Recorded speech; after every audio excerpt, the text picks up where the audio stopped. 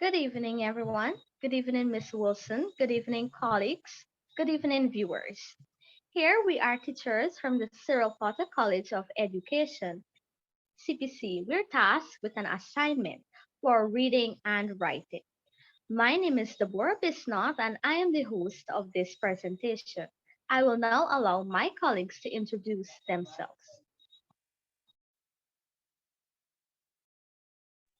Good evening, everybody. My name is Celine Williams. Good Good evening, evening. everyone. My name is Miss Marisa Ramasindo. Good evening, everyone. My name is Miss Ramola Roberts. Good evening, everyone. My name is Tatiana Young. Good evening, everyone. My name is Assyria Smith. Good. So there you have it, the members of our presentation. Now, first, we are going to go into a Venn diagram. And this Venn diagram will consist of examples and it will give the differences and similarities of diagnostic assessment, formative assessment, and summative assessments.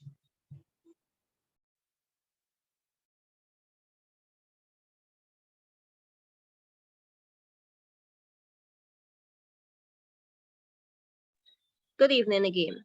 My task this evening is to discuss the difference and similarities within these three assessments. And these assessments are formative assessment, summative, and diagnostic assessment. First, let's look at the similarities.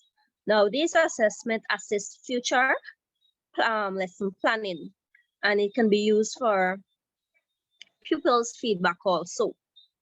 Now, let's go to the diagnostic assessment. The diagnostic assessment provides details about a pupil's skills in a specific domain. When I talk about specific domain, let's look at literacy, for example.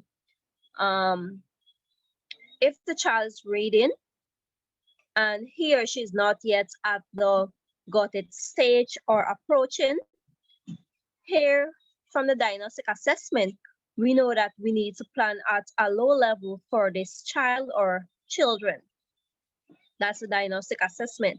It also gives knowledgeable about the topics and previous experiences. So the diagnostic assessment, it happens the first thing in the school term. That's the first assessment. Then we have the formative assessment. It occurs throughout the lesson. Now,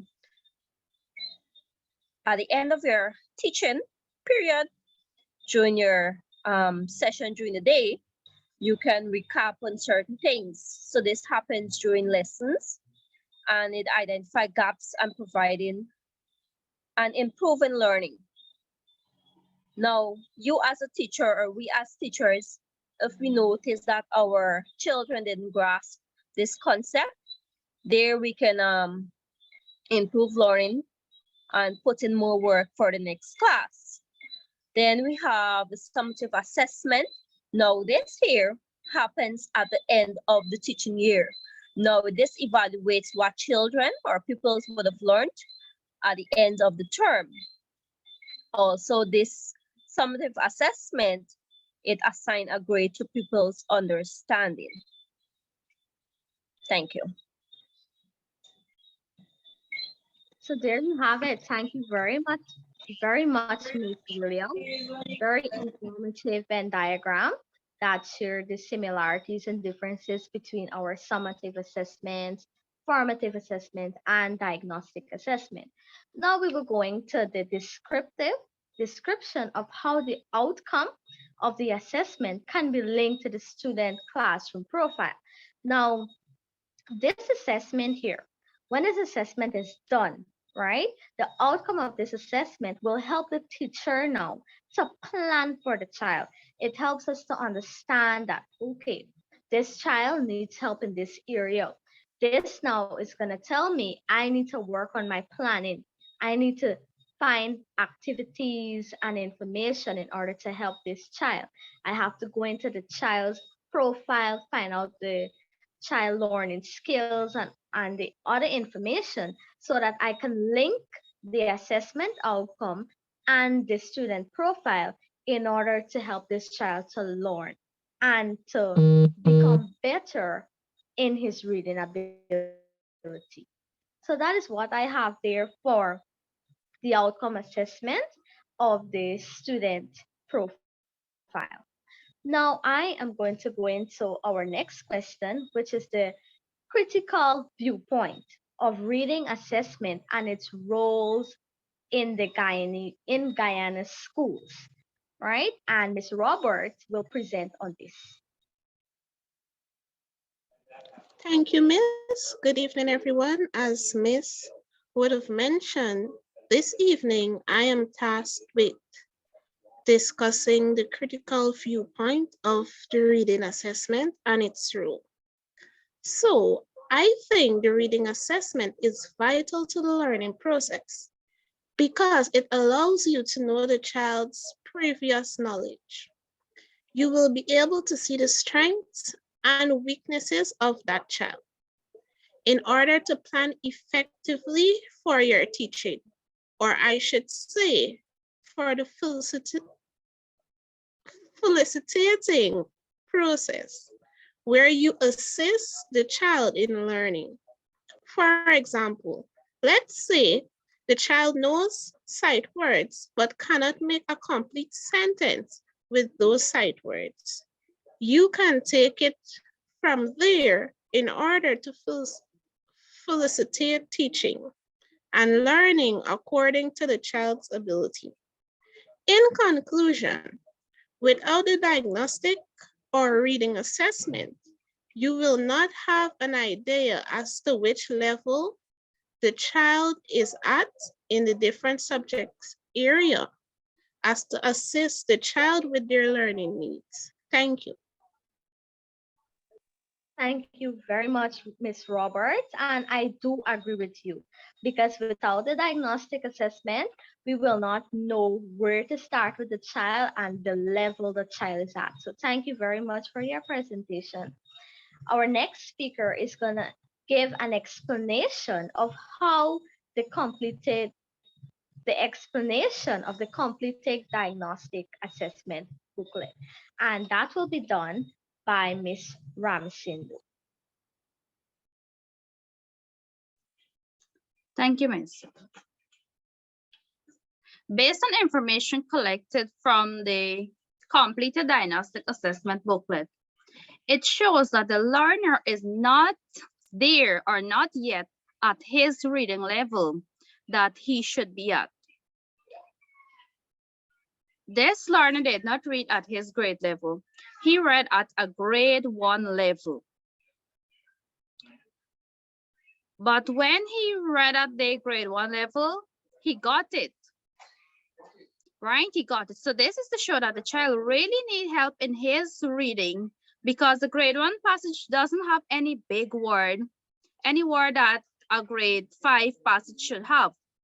Right? So because the grade 1 passage doesn't have any big word, majority of sight word and a few big. Sorry about that. This is to show that the child really needs help in his reading because the grade 1 passage doesn't have any big word. Majority were sight words and just a few were big words. For example, the big words were table, pencil. This level that he read at, he only got 1 error. While he were reading, right? He didn't notice any of his error. He just kept on reading. He didn't know that he made a mistake then, right? So the learner also answered all the questions that were asked based on the passage, but he didn't answer them in a complete sentence, which also showed that he does not know to answer question in a complete sentence. The learner read the passage with confidence, but as stated before, this is not his reading level that he should be at. So even if he can read at the grade 1 level, he still needs a lot of help so that he can improve towards his reading level, which is the grade 5 level. Thank you. Thank you very much, Ms. Ramsindo, for gathering the information on the diagnostic assessment. And with this information gathered from the child's diagnostic assessment, this area help us to help the teacher now to create her action plan so she know exactly what she needs to do for the child. Our next presenting will be on the specimen of literacy assessment, providing examples of the benchmarks that were taken from the reading standard document. And this will be presented by Ms. Smith.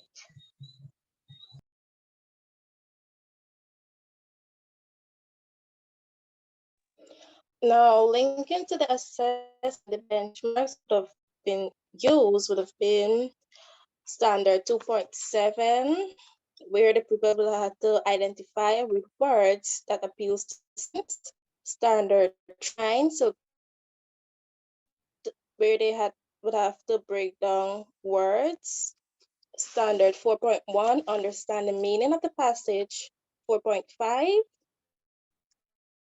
text and question based on the grade level. Also, we had standard 3.21, where the pupil had to identify words with the silent letters. 3.6, identify variable constants. Also, 3.8, words with identify words with vowel diagram. Thank you very much, Ms. Smith, for the benchmarks that were taken from the reading standard document. Now, finally, we will have our fourth speaker, which will share the critical view of the teacher's action plan, remedial plan, and describe how the outcome of the assessment can be linked to the student classroom profiling. And that will be done by Ms. Ya. Good evening, everyone. I'm Miss Young, and I'm here to give my critical viewpoint on the teacher's action plan. My view on the teacher action plan is basically you use this action plan to plan for the future. The actions you take in order for that child or children to accomplish that learning goal on a specific topic or lesson, which he or she would have failed to grasp the concept. For example, the literacy diagnostic test under the topic sight words. If a student or students fail that test, it clearly means that he or she doesn't understand or know sight words. You can use the teacher action plan to plan a different format as to how you teach that child moving forward so that they'll be able to master the topic sight words or learn sight words. The outcome of the assessment will now be linked to the child's profiling, where you'll be able to record, observe, and compare the child's academic progress. Thank you. Thank you very much, Ms. Ya, for sharing the information on the action plan and your critical view of the teacher's action plan. I would like to thank all my colleagues here on this meeting for sharing their information on the assessment. Thank you for your information and thank you for listening. This here will bring us to the end of our presentation for our reading and writing assessment one. Thank you very much.